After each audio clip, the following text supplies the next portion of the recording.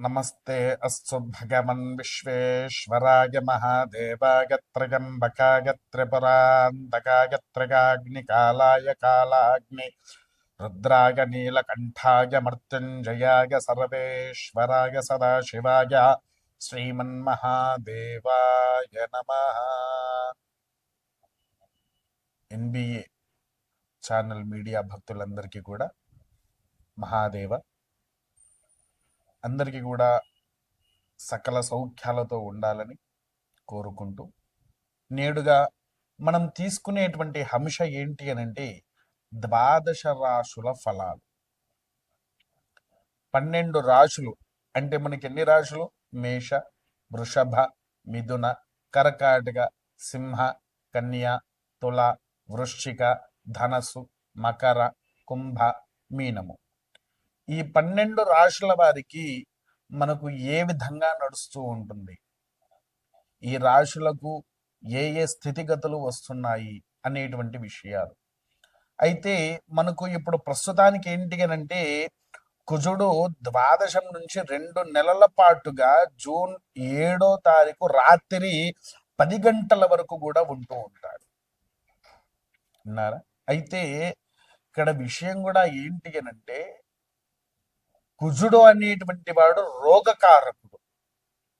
కుజుడు అనేటువంటి వాడు రోగకారకుడు. కుజుడి వల్ల మరలా తిరిగి ఇంకా ఏదైనా అనారోగ్య నష్టాలు కూడా జరిగే అవకాశం లాంటిది 100% ఉంది. అనగా పూర్వము ఈ కరోనా అనేటువంటి మహమ్మారి మన ప్రపంచాన్ని ఎలా అయితే గడగడలాడించిందో అటువంటి ఏదైనా మళ్ళీ వైరస్ వచ్చే అవకాశమైనా లేదా కరోనానే మళ్ళీ రావచ్చైనా ఈ రెండిట్లలో ఏదో ఒకటైతే ఖచ్చితంగా జరుగుతుంది. ఈ ప్రభావితం మనకు 2026 వరకు కూడా ఉంటుంది. దానివల్ల ఏంటి అనంటే కుజుడు మన యందున ఎప్పటికీ సానుకూలంగా ఉండేలాగా సకల సౌఖ్యంగా మనకు వచ్చేలాగా ప్రతి మంగళవారం రోజున ఏదైనా ఆలయానికి వెళ్ళి నవగ్రహాలు ఉండేటువంటి ఆలయానికి వెళ్ళి ప్రదక్షిణ గావించి కుజుడి దగ్గర ఎర్రబత్తులు వేసి నూనెతో దీపారాధన చెయ్యాలి. ఈ దీపారాధన చేస్తే మనలో వచ్చేటువంటి ఏదైతే రోగాలు ఉన్నాయో అట్టి రోగాలను హరింప చేయడానికి ప్రధాన మూల కారణము అవుతుంది. అంతేకాకుండా చాలా మంది అభిషేకము దగ్గర కుజుడి దగ్గరకు వచ్చేసరికి పంచామృతాలతో అభిషేకం చేస్తూ ఉంటారు. కాకపోతే ఈ ఒక్కసారి నేను చెప్పిన విధంగా ఈ విధంగా చెయ్యండి. ఏంటి అనంటే ఒక 1/2 లీటర్ ఆవు పాలైనా ప్యాకెట్ పాలైన ఏదైనా సరే తీసుకోండి. తీసుకొని దాంట్లో 1/2 కిలో కుంకుమ వేసి ఎర్ర కుంకుమ వేసి బాగా కలిపి ఆ పాళ్లతోనే కుజుడికి అభిషేకం గావించండి. ఆ అభిషేకం చేసిన తర్వాత మీకు సకల యోగ్యత అనేది వస్తూ ఉంటుంది. విన్నారా? ఆ ఎర్రటి పాలతో అభిషేకం దేనికయ్యా అంటే కుజుడి యొక్క ఇష్టమైనటువంటిది ఏంటి అంటే రక్తవర్ణము, రక్తగంధము, రక్త పుష్పము, రక్తమాల్యం, బరధరము. అంటే కుజుడికి ఎర్రటి వస్త్రాలు గాని ఎరుపు రంగులో ఉండే పుష్పాలు కానివ్వండి, ఎర్రటి వస్తువులు ఏదున్నా కూడా ఆయనకు చాలా ఇష్టమైనటువంటివి. ఆయనకు ఆ ఎర్రటి పాలతో అభిషేకము చేస్తే నీలో ఉండేటువంటి రోగం నిరోధక అనేటువంటిది జరుగుతూ ఉంటుంది.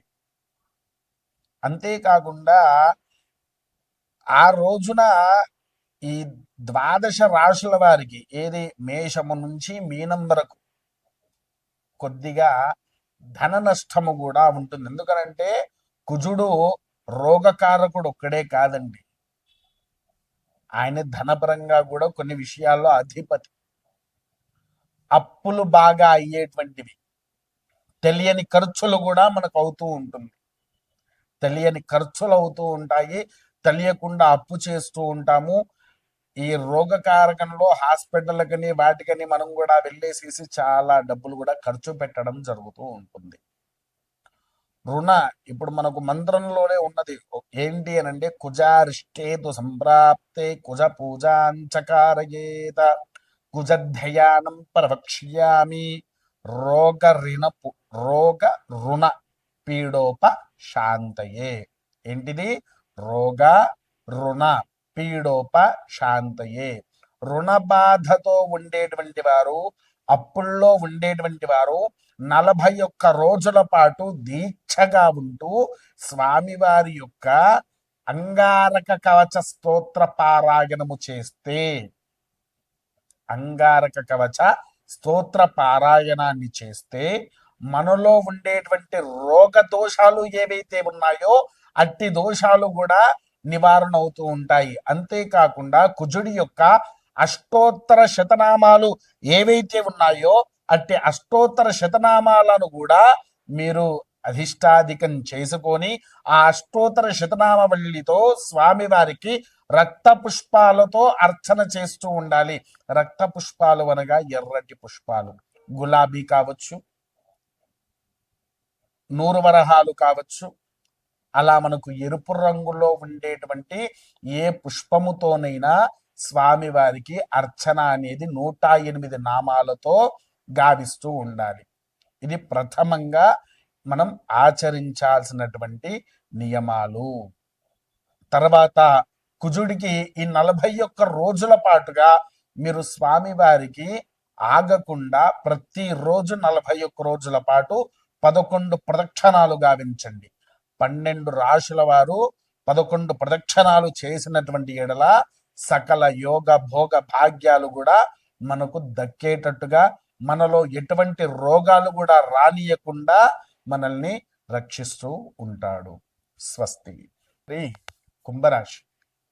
కుంభరాశి వారికి ఉన్నంత గడ్డు కాలం ఇంకోటి లేదండి ఈ నెలలో.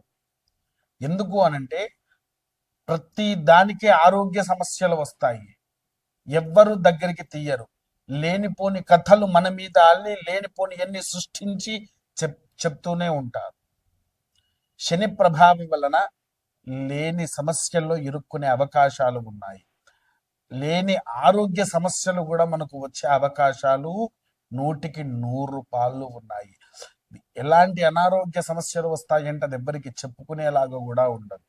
ఏదో ఒక ఆరోగ్య సమస్య తగ్గిందిరా అనుకునే లోపు ఇంకో ఆరోగ్య సమస్య పెరుగుతూనే ఉంటుంది. అలాంటి స్థితిగతుల్లో ఈ కుంభరాశి వారు ఉంటారు. అదొకటి. రెండవది కూడా ఏంటి అనంటే రాజకీయ, వ్యవసాయ, వ్యాపార, ఉద్యోగ, సినీ, క్రీడారంగంలో ఉండేటువంటి వారికి వ్యాపారంలో మీకు తెలవని నష్టాలు వస్తాయి.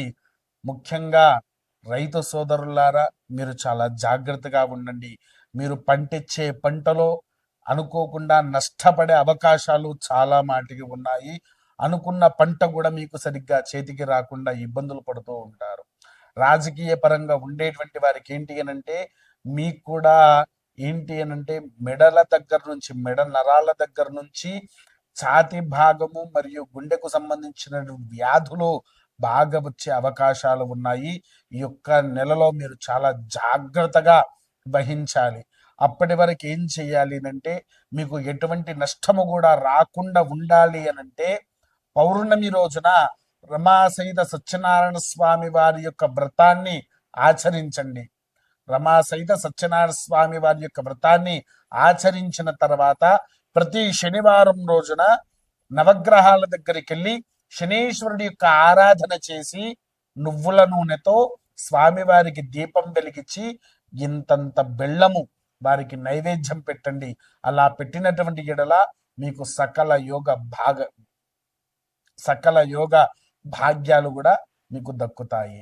స్వస్తి.